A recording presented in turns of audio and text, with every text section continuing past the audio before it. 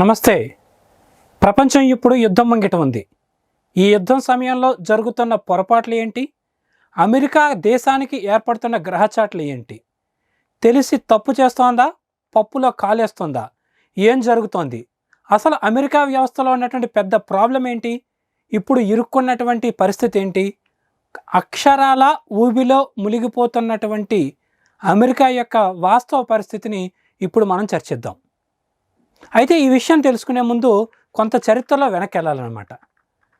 మొదటి ప్రపంచ యుద్ధం తర్వాత ప్రపంచం అంతా కూడా ఒక పెద్ద సంక్షోభం ఏర్పడింది. ఎందుకంటే కనుక అనేక చోట్ల ఆర్థిక నిల్వలు ఖాళీ అయిపోయాయి. ఈ ఎఫెక్ట్ అమెరికా మీద కూడా పడింది. అప్పుడు అమెరికా ఉన్నటువంటి అధ్యక్షుడు, ఈయన పేరు రూజ్వెల్ట్ కాకలు తీరినటువంటి అమెరికా అధ్యక్షుడిగా పేరు తెచ్చుకున్నారు. ఆయన ఏం చేశారంటే కనుక ఒక థింక్ ట్యాంక్ని ఏర్పాటు చేశారనమాట. అంటే ఒక సలహా మండలిని ఏర్పాటు చేసుకున్నారు. ఈ సలహా మండలి ఏంటంటే కనుక దాని పేరు బ్రెయిన్ ట్రస్ట్. రూజ్వెల్ట్ ఏర్పాటు చేసుకున్నటువంటి సలహా మండలి పేరు బ్రెయిన్ ట్రస్ట్. 1930లో ఏర్పాటైంది. ఇది న్యూ డీల్ పాలసీ అనేటువంటి పాలసీని ఇచ్చింది. ఈ పాలసీ ద్వారా అమెరికాని ఏ రకంగా గట్టెక్కించాలి, ప్రపంచమంతా నెలకొన్నటువంటి ఆర్థిక సంక్షోభం అమెరికా మీద ఎఫెక్ట్ పడకుండా ఏ రకంగా చూసుకోవాలనే దాని మీద ప్రణాళిక రచించి ఆ ప్రణాళికను అందజేస్తే దాన్ని అమెరికా ప్రభుత్వం అమలు చేసింది. ఒక్క దెబ్బలో అమెరికా మళ్ళీ పునరుత్థానం పొందింది. రెండో ప్రపంచ యుద్ధం సమయానికి అమెరికా పేరుమోసిన దేశం కింద నిలబడింది, అగ్రరాజ్యంగా మీసం మెలేసింది. కానీ రెండో ప్రపంచ యుద్ధం తర్వాత గెలిచిన దేశాలు మరియు ఓడిన దేశాలు అన్నీ కూడా ఆర్థిక పరంగా చతికిలు పడిపోయాయి. అమెరికా పరిస్థితి కూడా అంతే. అమెరికా కూడా పూర్తిగా దివాలా తీసిన పరిస్థితికి వెళ్ళిపోయినప్పుడు ర్యాండ్ అనేటువంటి ఒక ట్రస్ట్ని ఏర్పాటు చేశారు. ర్యాండ్ అంటే ర్యాండ్ అంటే రీసెర్చ్ అండ్ డెవలప్మెంట్ అనమాట. అంటే ర్యాండ్ అనేటువంటి ట్రస్ట్ ఏం చేస్తుందంటే ఈ ప్రపంచ యుద్ధం నుంచి, ఈ సంక్షోభం నుంచి అమెరికా ఎలా బయటికి రావాలి అనే దాని మీద వర్క్ చేసి దానికి సంబంధించినటువంటి రీసెర్చ్ చేసి సలహాలు ఇచ్చింది.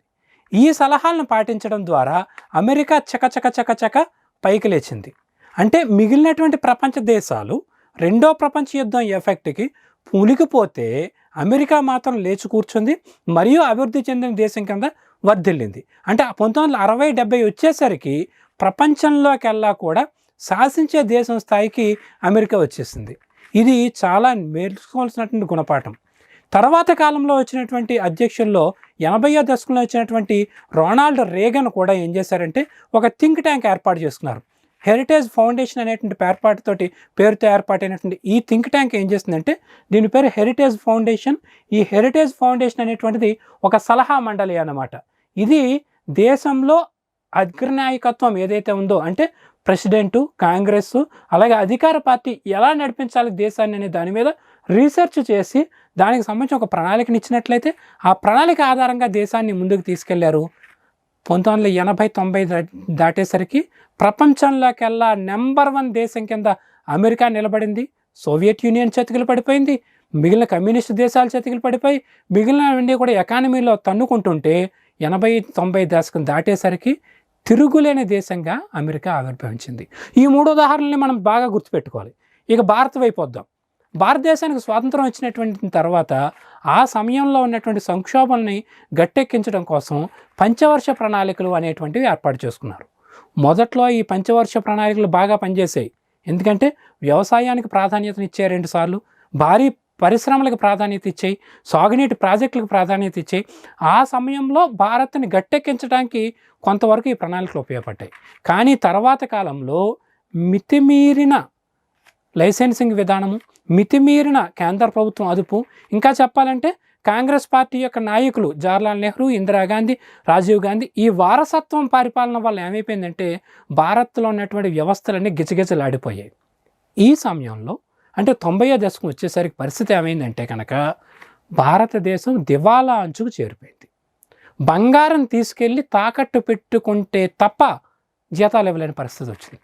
ఆ సమయంలో 91లో అధికారంలోకి వచ్చినటువంటి అప్పటి ప్రధాని ఏం చేశారు, పివి నరసింహారావు గారు మేధావులను కూర్చోబెట్టి, మన్మోహన్ సింగ్, మాంటింగ్ సింగ్ అహ్లూవాలియా ఇలాంటి ఆర్థికవేత్తలను కూర్చోబెట్టి ఒక థింక్ ట్యాంక్ ఏర్పాటు చేశారు. వాళ్ళందరూ కలిసి కూర్చుని రీసెర్చ్ చేసి ఒక ప్రణాళిక వేశారు. లైసెన్సింగ్ రాజు వద్దు, ప్రపంచమంతా సరళీకృత ఆర్థిక విధానాల వైపు వెళ్తోంది కాబట్టి భారతదేశం కూడా సరళీకృత ఆర్థిక విధానాలను అనుభవించాలి, ఆ సరళీకృత ఆర్థిక విధానాన్ని అనుసరించినట్లయితేనే భారతదేశం బయటకు పడుతుందని ఒక ప్రణాళికను అమలుపరిచారు. దాంతో భారతదేశం తేరుకుంది. దాని తర్వాత కాలంలో అంటే 90వ దశకంలో అమలు చేసినటువంటి ఈ సరళీకృత ఆర్థిక విధానాలు ఏవైతే ఉన్నాయో అవి 2000 సంవత్సరం దాటిన తర్వాత పూర్తి స్థాయిలో ఫలితాలను ఇచ్చాయి. దీనివల్ల 2000 సంవత్సరం దాటిన దగ్గర నుంచి కూడా భారతదేశం బలమైన ఎకానమీగా, బలమైన వ్యవస్థగా ముందుకు రాగలిగింది. 2014లో వచ్చినటువంటి నరేంద్ర మోదీ ప్రభుత్వం ఏదైతే ఉందో ఈ నరేంద్ర మోదీ ప్రభుత్వానికి కూడా ఒక థింక్ ట్యాంక్ ఉంది. ఈ థింక్ ట్యాంక్ గురించి మనం చెప్పుకోవాలి. ఇదేంటంటే చాలా ప్రాక్టికల్గా పనిచేసేటువంటి థింక్ ట్యాంక్. అంతకుముందు ఉన్నటువంటి పార్టీలకు థింక్ ట్యాంక్ లేదా అంటే కాంగ్రెస్ పార్టీకి ఉంది. జవహర్లాల్ నెహ్రూ యూనివర్సిటీకి సంబంధించిన మేధావులు కావచ్చు, ఇతర లెఫ్ట్ ఓరియంటేషన్ ఉన్నటువంటి మేధావులు కావచ్చు, వీళ్ళు ఉండేవారు. అలాగే కమ్యూనిస్ట్ పార్టీలు, అలాగే జనతా పార్టీ లాంటి వాటికి కూడా కొంతవరకు థింక్ ట్యాంక్ ఉన్నాయి. కానీ ఇవన్నీ ఉదారవాదం అనేటువంటి పేరుతోటి ఇతర దేశాల నుంచి దిగుమతి చేసుకున్నటువంటి విధానాలని అమలు చేయడానికి ట్రై చేసేవారు. అంటే గర్జించు రష్యా, గాండ్రించు చైనా అనేటువంటి మోడల్లో కమ్యూనిస్ట్ విధానాలను ఇతర దేశాల నుంచి అరువు తెచ్చుకుని వాటిని భారతదేశానికి ఇంప్లిమెంట్ చేయడం అనేటువంటి చూసాం అనమాట. కానీ 2014 తర్వాత అధికారంలోకి వచ్చినటువంటి నరేంద్ర మోదీ ప్రభుత్వం వెనుకున్న థింక్ ట్యాంక్ అలాంటిది కాదు. స్వయం శక్తితో భారతదేశంలోనే నిలిచి భారతదేశానికి కావలసినటువంటి అవసరాలను భారతీయ దృక్కోణంలో చూసి చర్చించి పరిశోధించి ప్రణాళిక అందించేటువంటి సంస్థ. దాని పేరే రాష్ట్రీయ స్వయం సేవక్ సంఘ్. 1925లో దేశం కోసం, దేశ నిర్మాణం కోసం ఏర్పాటైనటువంటి ఈ సంస్థ ఎప్పుడూ వెనుకడుగేయలేదు. దేశహితం కోసం అనేక మంది మేధావుల్ని, వ్యవస్థల్ని కలుపుకుంటూ ఒక ఉజ్వలమైనటువంటి స్థితికి ఎదిగినటువంటి ఈ థింక్ ట్యాంకు నరేంద్ర మోదీ ప్రభుత్వానికి వెనక నిలిచి ప్రణాళికలు కానీ లేదన్నట్లయితే కానీ కార్యాచరణ విషయంలో కానీ సలహా మండలిలో ప్రవర్తించింది. అంతేకాని నరేంద్ర మోదీ ప్రభుత్వం మీద ఆధిపత్యం కోసం ఎప్పుడూ పాకులాడలేదు. అందుచేత ఈ థింక్ ట్యాంక్ నుంచి వచ్చినటువంటి అంటే రాష్ట్రీయ స్వయం సేవక్ సంఘ్ నుంచి తయారైన స్వయం సేవకులు అనేక రంగాల్లోకి విస్తరించిన కారణంగా ఈ స్వయం సేవకులతోటి ఏర్పాటైనటువంటి థింక్ ట్యాంక్ ఏదైతే ఉందో, ఈ సలహాలు ఇచ్చేటువంటి వ్యవస్థ ఏదైతే ఉందో దీని ఆధారంగా ప్రభుత్వంలో కూడా పనిని విభజన చేసుకున్నారు. అంటే నరేంద్ర మోదీ గారు సెంటర్లో ఉన్నట్లయితే కనుక రాజ్నాథ్ సింగ్ గారికి రక్షణ శాఖ అప్పగించారు, అమిత్ షా గారికి హోంశాఖను అప్పగించారు, నిర్మలా సీతారామన్ గారికి ఏమో ఆర్థిక శాఖను అప్పగించారు, ఎప్పుడూ పరిగెడుతూ ఉండేటువంటి నితీన్ గడ్కరీ గారికి ఏమో రోడ్డు రవాణా శాఖ అప్పగించారు, అలాగే పీయూష్ గోయల్ గారికి ఒక శాఖ, అశ్విని వైష్ణవ్ గారికి ఒక శాఖ. ఇట్లాంటి మేధావులందరినీ కూడా వీళ్ళందరికీ అండర్ కరెంట్లో ఉండేటువంటి ఒక పదం స్వయం సేవక్. అంటే ఈ దేశం కోసం సేవలు అందించేటువంటి స్వయం సేవకులు అన్నమాట. సంఘు స్వయం సేవకులను తయారు చేసింది. ఈ స్వయం సేవకులు, మేధావులైనటువంటి స్వయం సేవకులు అందరూ కూడా ఒక లేయర్గా ఫామ్ అవడం వల్ల ఈ ప్రభుత్వం అద్భుతాలు చేస్తోంది.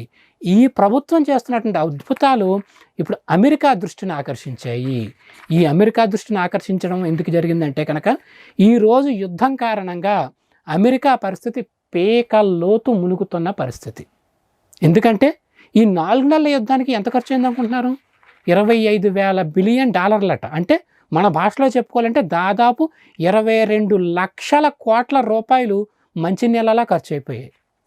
ఒకవైపు దేశంలోకి ఉద్యోగాలు లేవు, ఒకవైపు పరిశ్రమలన్నీ కూడా అల్లాడిపోతున్నాయి, విదేశీ విద్యార్థులు వద్దు అని మొత్తుకున్నందుకు కానీ యూనివర్సిటీలన్నీ కూడా అల్లకల్లోలం అయిపోతున్నాయి. అంటే అమెరికా ఆర్థిక వ్యవస్థ, అమెరికా వ్యవస్థలో కూడా అతలాకుతలం అయిపోతున్నాయి. ఇప్పుడు అమెరికా పెద్దలు ఏం చెప్తున్నారంటే గత చరిత్ర చూడమంటున్నారు. ఇలాంటి సంక్షోభాలు వచ్చినప్పుడు అమెరికాని గట్టెక్కించింది థింక్ ట్యాంక్ వ్యవస్థలో. 3-4 ఉదాహరణలు స్పష్టంగా కనబడుతున్నాయి. రూజ్వెల్ట్ హయాంలో కావచ్చు, రెండో ప్రపంచ యుద్ధం తర్వాత ర్యాండీ ఏర్పాటు చేయడం కావచ్చు, తర్వాత 80వ దశకంలో రొనాల్డ్ రేగన్ గారు ఏర్పాటు చేసిన వ్యవస్థ కావచ్చు. ఇలాంటి వ్యవస్థలు కనబడుతున్నాయి. కాబట్టి అమెరికాలో కూడా ఇలాంటి వ్యవస్థ అవసరం అంటున్నాయి. మరోవైపు భారత్లో నరేంద్ర మోదీ గారు ప్రభుత్వం వెనక పనిచేస్తున్నటువంటి స్వయం సేవకుల బృంద మండలి ఏదైతే ఉందో ఇటువంటి థింక్ ట్యాంక్ కావాలని చెప్పేసి కోరుకుంటున్నారు. ఇది అమెరికాలో జరుగుతున్నటువంటి చర్చ. అమెరికా కష్టాలకు, అమెరికా నష్టాలకు, అమెరికా అతలాకుతల పరిస్థితికి పరిష్కారం థింక్ ట్యాంక్ అనేటువంటి భావనలోకి వచ్చారు. మరి ఎటువంటి థింక్ ట్యాంక్ ఉంటుంది, ఎలా ఉంటుంది, దాని గురించి చర్చ ఏంటనేది తర్వాత వీడియోలో చూద్దాం. నమస్తే. Mind Media, the voice of India.